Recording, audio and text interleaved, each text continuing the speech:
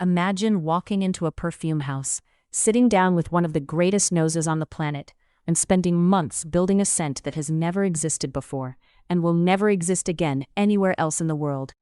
Not a limited edition, not a small batch of 100 bottles, one bottle, one formula, one person allowed to ever wear it, forever. This isn't a fantasy, and it isn't some exaggerated marketing gimmick either. It's a real, ongoing service that quietly exists inside the luxury fragrance world, and it's been happening for centuries, behind closed doors, for people who could afford to skip the shelf entirely and go straight to the source. Today, I'm going to show you 5 real examples of perfumes created exclusively for one single person, some of them centuries old, tracing all the way back to European royalty, and some of them happening right now in the present day, involving people whose names you'll never actually hear. You will never be able to buy any of these 5 fragrances. In most cases, you'll never even be able to smell them, not even in a store, not even as a sample. And by the end of this video, I think you'll genuinely understand why that exact impossibility is the entire point of the whole exercise. What bespoke perfume actually means. Before we get into the 5 specific stories, I want to quickly explain what bespoke perfumery actually is, because it's genuinely different from anything you'd normally buy in a store, even an extremely expensive one. A bespoke perfume is a fragrance created privately, through one-on-one consultations between a client and a master perfumer. It's not picking from a curated list of pre-made options, the way a personal shopper might guide you through existing products. It's not a slight tweak or adjustment to an existing formula either. It's building something completely from scratch, based on a person's actual memories, their personality, their specific preferences, and sometimes even very particular moments from their life that they want captured and preserved in scent form. The final formula gets carefully archived and locked away, belonging entirely and permanently to that one client. Nobody else will ever legally be able to buy it, wear it, or even officially know exactly what raw materials went into it. This kind of service isn't cheap, and it isn't fast either. Entry-level bespoke experiences can start somewhere around $5,000 to $10,000, which already puts it well outside what most people would consider for a single bottle of perfume.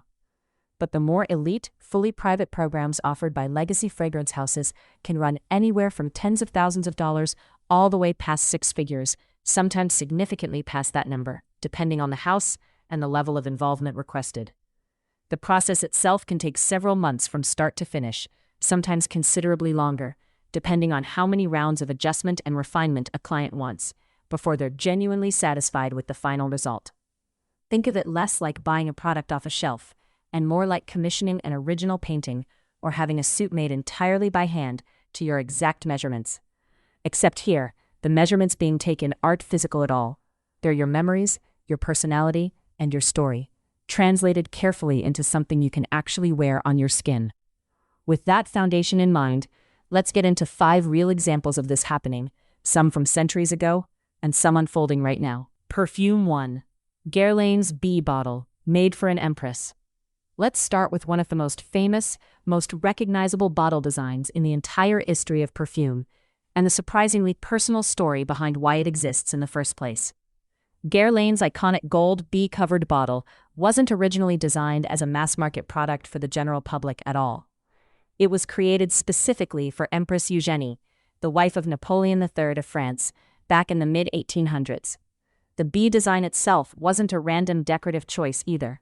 It directly referenced imperial French symbolism connected to her husband's rule, tying the physical object itself to genuine political and royal identity. This wasn't a mass-produced bottle shape that got a fancy name attached to it years later for marketing purposes.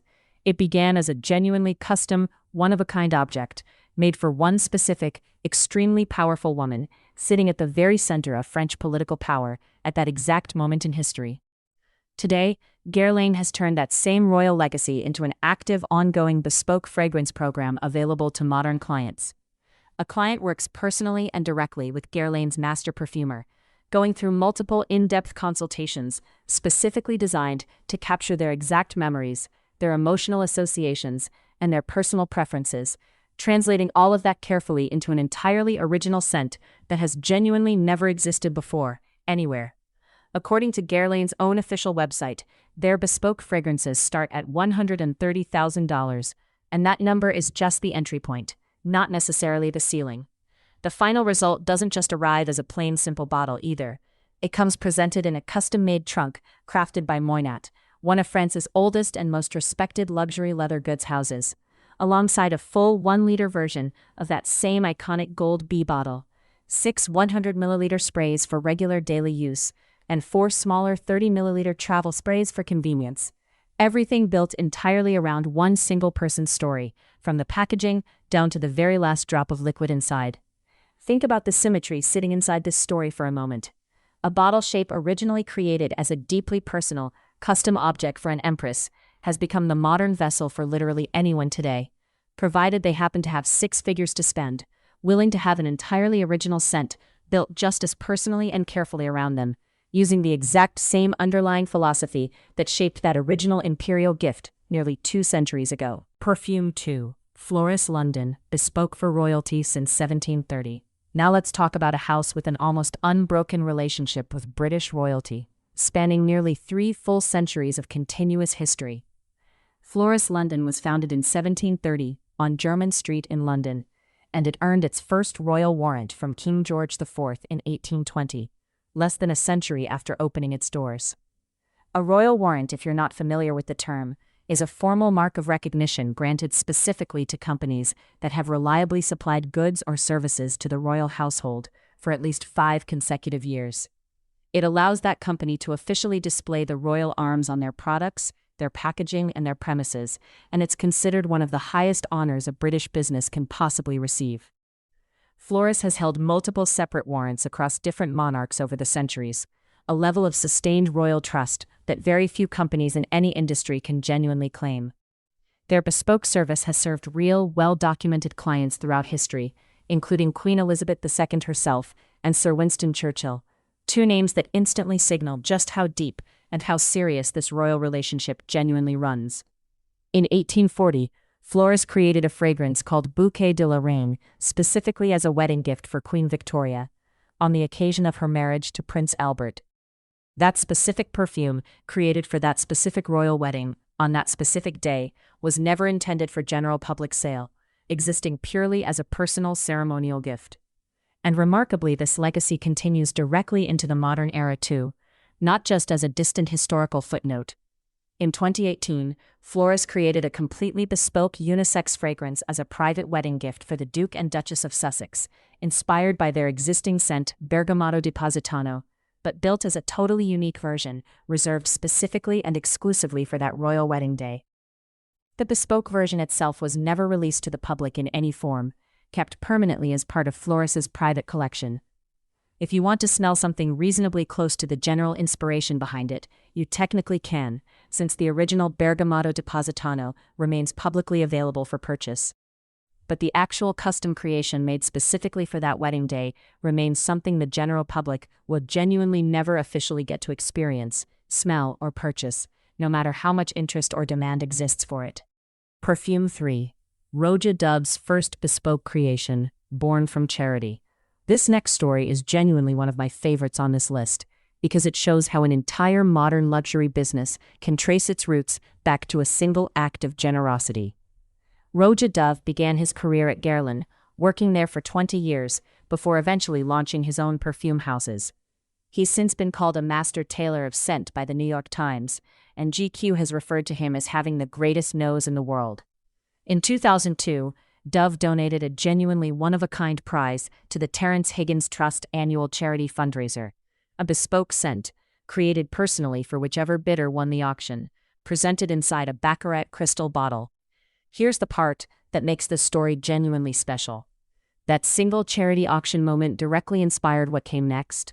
In 2005, drawing from that exact experience, Dove created an entire range of what he called semi-bespoke fragrances, exclusive scents released without traditional bottles or names attached, made available in incredibly limited quantities, sometimes with only enough liquid produced to create 50 individual units of each one.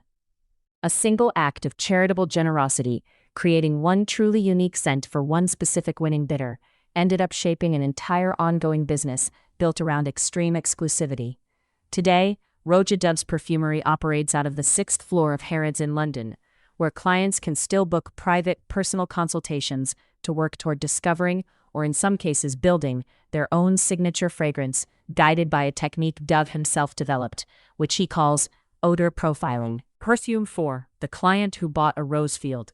This next story might be the most extreme example of bespoke perfumery I came across in all of my research. And I think it perfectly captures just how far this world can go once budget genuinely isn't a limiting factor at all. Krigler is a private perfume house that specializes in bespoke fragrance creation. According to their master perfumer, one particular client became frustrated with a very real, very modern problem. Climate change has made sourcing high-quality natural rose consistently more difficult, with unpredictable yields shifting from year to year, made worse by large corporations increasingly buying up fertile agricultural land for their own exclusive commercial use. Instead of simply accepting whatever raw materials the market happened to offer that particular year, this client decided to solve the entire problem himself.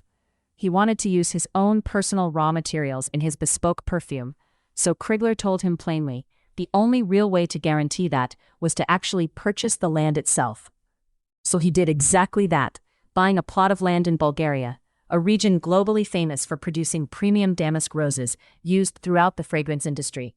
According to Krigler, that decision alone made the final perfume cost roughly $500,000, purely because the client wanted guaranteed ownership over his own flower production.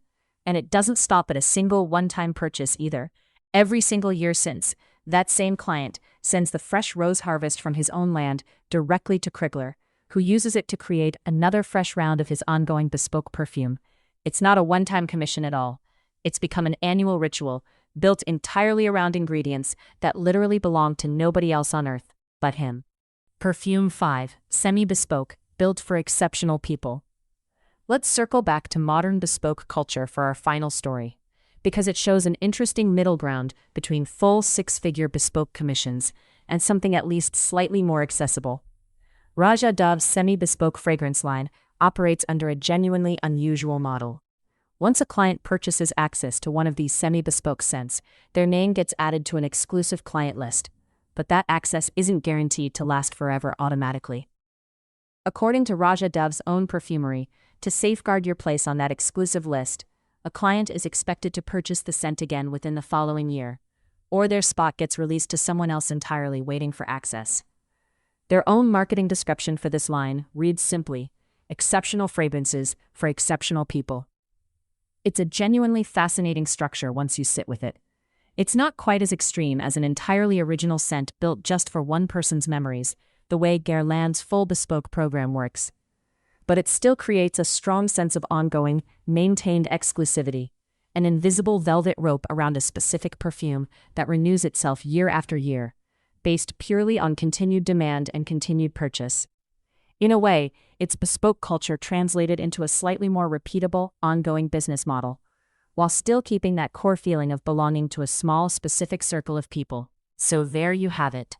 5 real perfumes, created for real people, that the rest of us will genuinely never get to smell, no matter how much we might want to. Which one of these stories stuck with you the most? For me, it's honestly the Rosefield story. The idea of buying an entire plot of land in another country just to guarantee your perfume is made from flowers nobody else on earth has access to. That's a level of exclusivity I don't think most of us ever really think about. If this gave you a new appreciation for just how far luxury perfumery can actually go, hit that like button, subscribe if you're new here, and I'll see you in the next video.